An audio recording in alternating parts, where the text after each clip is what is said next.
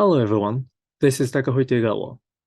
In this article, you will find definitions of nudges, specific examples, and nudge ideas.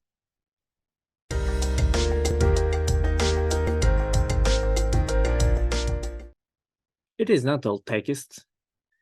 I have included some pictures, so please feel free to listen to it. Let's get started.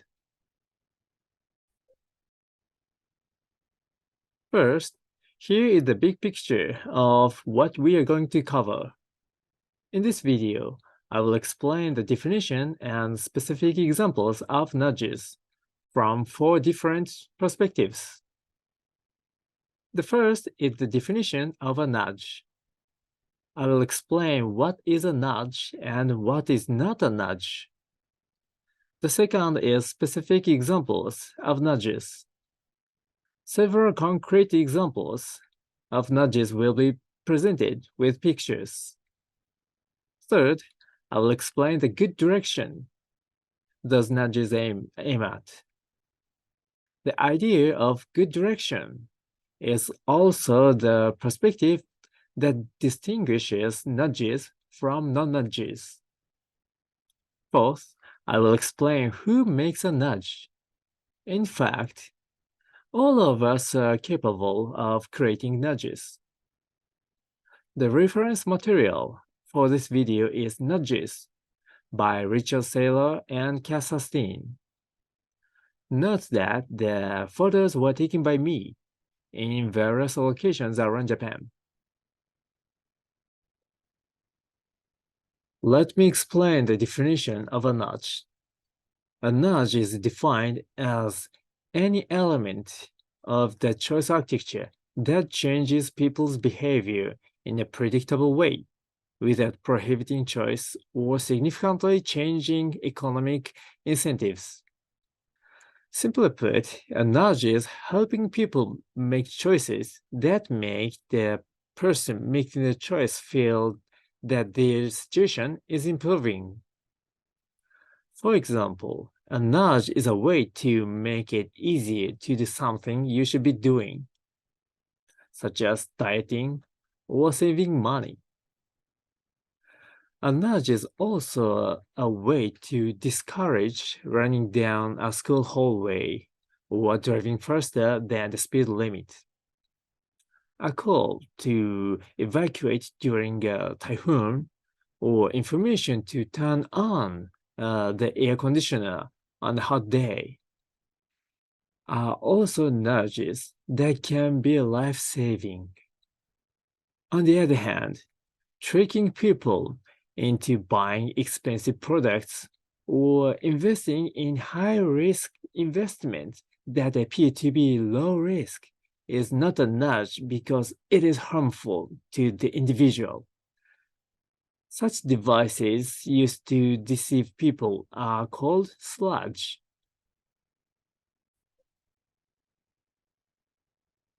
Here are 3 specific examples of nudges. The first nudge is for a school hallway. If a student runs down a hallway, he or she may bump into another student or even fall. If the hallway is a place to go, the ideal behavior for students is to walk, not run.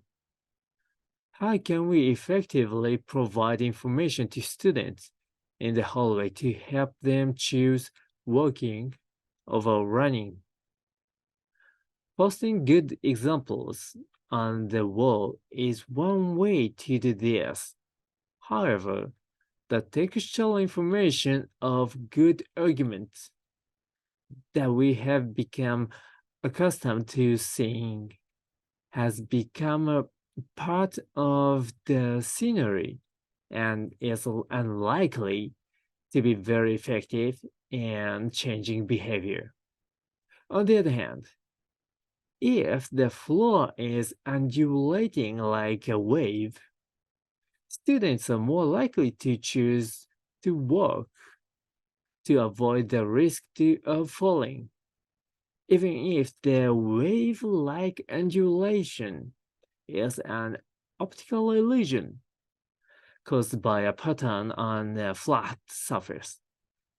It may make students think for a moment, oops, that's dangerous, which may cause them to stop running.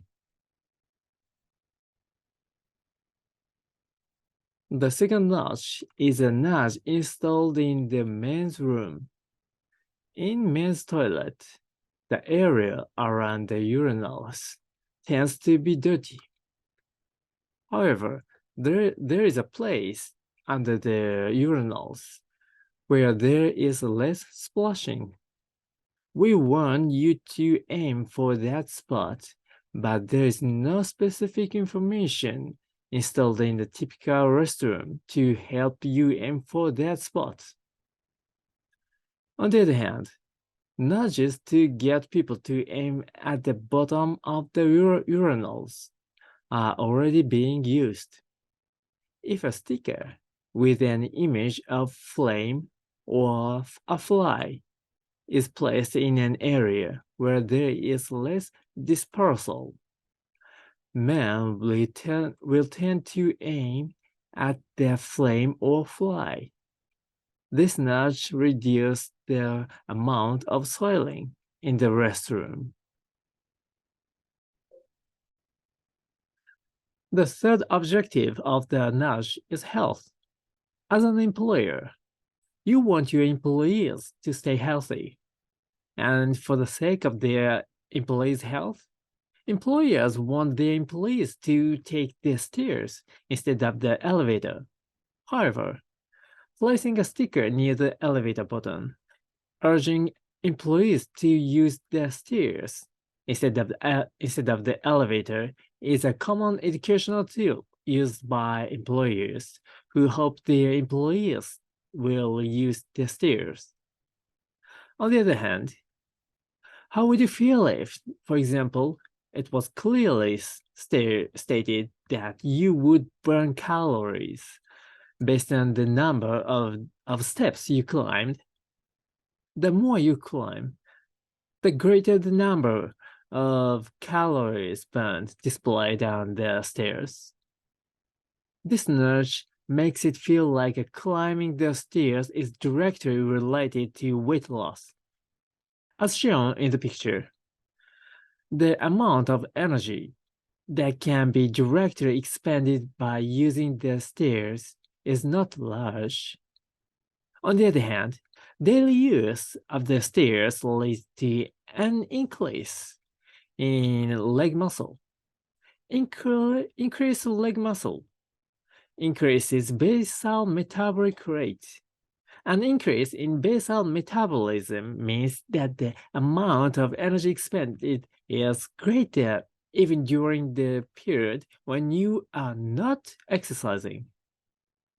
In other words, in the long run, taking the stairs instead of the elevator every day is associated with weight loss and health. Next, let me explain the good direction that nudge is aiming for. What nudge is aiming for is a better direction, better health, longer life, more sustainability, more security. It is important to note, however, that the path to a better direction varies from situation to situation. For example, if the goal is to be healthier, but the person is undernourished, higher nutrition is the way to achieve better health. In the case of higher nutrition, the nudge is to indicate that the product is high nutrition, where the eyes is directed.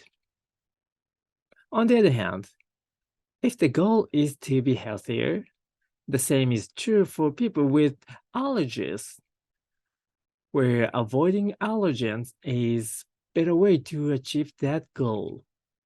If the goal is avoid ingesting allergens, the nudge is to show allergens where the eye is directed. Even if the goal is the same, better health. If the specific of better health are different, the nudge approach will be different. At the end of this video, I'll explain who designs nudges. In fact, all of us are in position to create nudges. Those who are able to create nudges are called choice architects. This is based on the fact that the nudges create choices, which are actions in the better direction. For example, in the case of better health, people in different professions can become choice architects. For example, public officials can also encourage more health by designing a guide to health screenings offered by local governments so that people want to go for health screenings. If architects design stairs that make people want to climb them, residents will increase their muscle and basal metabolic rate, making them less likely to gain weight. Making daily walking can also help prevent locomotor syndrome. As in this example, architects can also promote better health, just like civil servants and architects, IT engineers, cafeteria workers, workplace supervisors, and shoe store salespeople can promote more health from their own perspectives. Of course, you too can create nudges to bring someone closer to more health from your perspective. Why not design a nudge that makes someone want to take an action that close to better health as soon as possible? These are the definition of nudges, specific examples, and the concept of nudges. See you all again in another video. Thank you for watching.